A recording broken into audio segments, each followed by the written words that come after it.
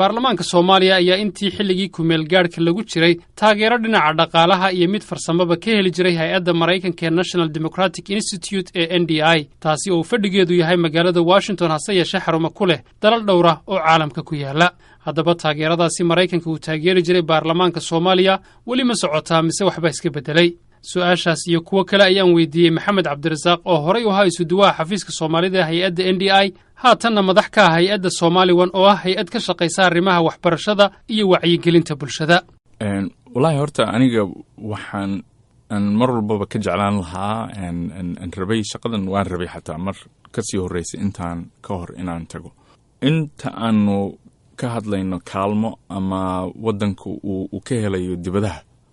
aniga waxaan aad u doorbidaa oo jeclahay hay'adda aan aasaasayna u wadaa in aan ogaano in anaga aanu isku filannahay oo aanu qabsan karno waxyaalo badan markaasaa kaalmada dadka kale ee wax noo tari kartaa laakiin marka hore inaan anagu aanu ku dadaalno.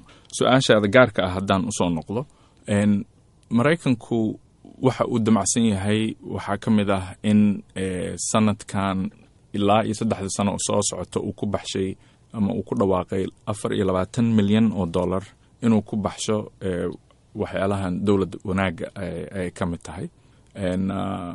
laakiin Mareykan kaliya ma aha wadamo kale ayaa iyaguna intaas lacaga maaragtay noocaas ku dhawaaqay.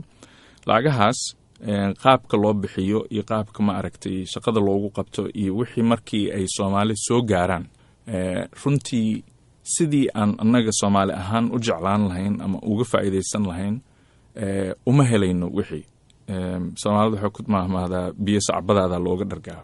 kaalmo lagu soo mariyay hay'ado kala duwan oo maaragtay soo gaartay oo mid walba shuruudo leedahay oo wixii markii ay ku soo gaaraan sidii aad u rabtay runtii hawshii kuuguma qabsoomayso. waana waxyaalaha aan maaragtay u go'aansaday in aan Soomaali sidayda aan maaragtay ula shaqeeyo ugu shaqeeyo oo aanan hay'adahan aanan ku xirnaanin. ugu dambeyntii